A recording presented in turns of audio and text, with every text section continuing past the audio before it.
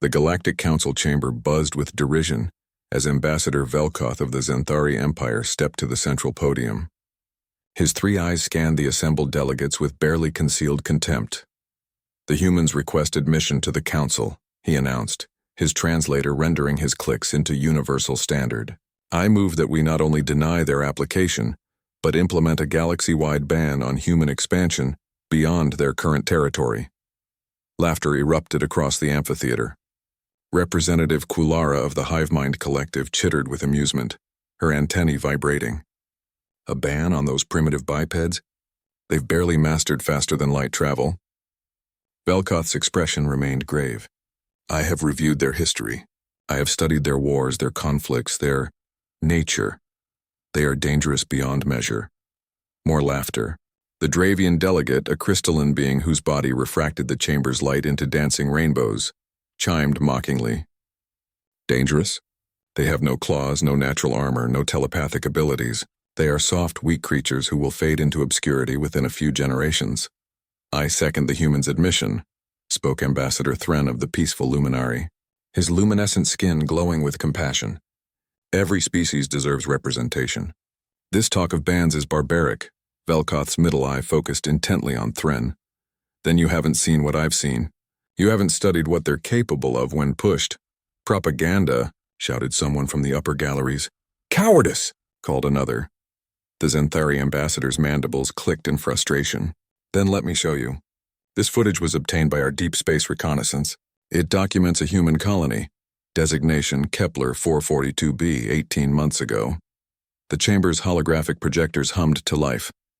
The delegates fell silent as a three-dimensional image materialized above the council floor. A young woman appeared first, her face smudged with dirt, auburn hair tied back in a practical braid.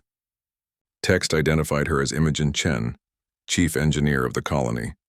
Beside her stood a man with kind eyes and a mechanic's build, Frankel Morrison, head of mining operations. The colony had been established for only 2 years, Velkoth narrated. 3,000 humans, farmers, engineers, families seeking a new life. Then the Krelliks found them. A collective shudder ran through the chamber. The Krelliks, insectoid raiders who had terrorized the Outer Rim for decades. Even the mighty Xanthari military had learned to avoid them. The footage showed chaos. Krelliks dropships descended like locusts. The aliens stood nearly 3 meters tall, their exoskeletons impervious to conventional weapons, their acidic mandibles capable of dissolving steel. They had come not to conquer but to harvest the colony's resources, technology, and ultimately the colonists themselves as food. Imogen appeared in the frame, coordinating the evacuation of children into the mining tunnels. Her voice was steady despite the screams in the background. "Frankel, how long until the charges are set?" 20 minutes, Frankel responded, his hands working rapidly at a control panel. "Maybe 15 if I skip the safety protocols." "Skip them." The delegates watched as the two humans worked with mechanical precision while battle raged around them. A Krelliks warrior burst through a wall. Frankel didn't hesitate. He grabbed a plasma cutter and drove it directly into the creature's compound eyes, holding it there even as acid sprayed across his arms, burning through his protective suit. "Resourceful," Kulara admitted, "but doomed." Velkoth said nothing, letting the footage continue. Days passed in accelerated playback. The colony's defenders fell one by one. The Krelliks tightened their grip. Standard protocol dictated surrender. Every civilized species knew when to accept defeat to preserve life. But the humans didn't surrender. Imogen appeared again, her face gaunt from exhaustion, her hands bandaged. She stood before the remaining colonists, perhaps 300 survivors. "The council isn't coming. No one's coming. We have one option left. The reactor," Frankel said quietly. His arms were wrapped in medical gel, severe burns visible beneath. "If we overload it, we take them with us," Imogen finished. The chamber erupted in shocked murmurs. Thren's glow dimmed. "Surely they didn't—" "Watch," Velkoth commanded.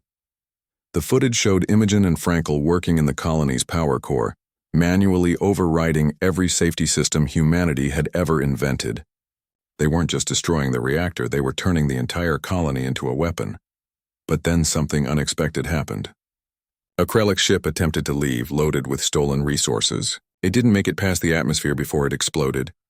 They mined the orbital space, breathed the Dravian delegate. With what? Kralara demanded. They had no military-grade explosives. Velkoth's translation carried a note of grim respect. Fertilizer, mining equipment, household chemicals. They weaponized everything. The footage showed Imogen's final message recorded hours before the end. Her eyes were hollow but unwavering. To whoever finds this, we chose to fight. Not because we thought we could win, but because if we're going to die, we're going to make it cost them everything. That's what humans do. We don't accept defeat. We don't go quietly. And if you try to prey on us, we will make you regret that you ever learned our name. The explosion that followed was visible from orbit. The colony, the Krelix landing force, and 2 of their capital ships all atomized in an instant. 3,000 humans gone. But they'd taken nearly 10,000 Krelix with them. The chamber was absolutely silent. Frankley's last log entry played in audio. We weren't soldiers. Imogen was an engineer. I fixed mining equipment, but they made a mistake. They thought we were weak because we looked soft. They didn't understand that humans don't need claws or armor. We have something better. We have spite. We have stubbornness. And we absolutely refuse to die alone. Velkoth turned to face the assembly. The Krelix haven't raided a single human colony since. They've classified humans as Class X predators and banned their warriors from engaging them. And you want to invite this species into our council?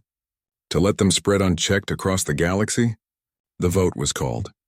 The ban passed unanimously. As the delegates filed out, Thran approached Velkoth quietly. That was a true story? Every word.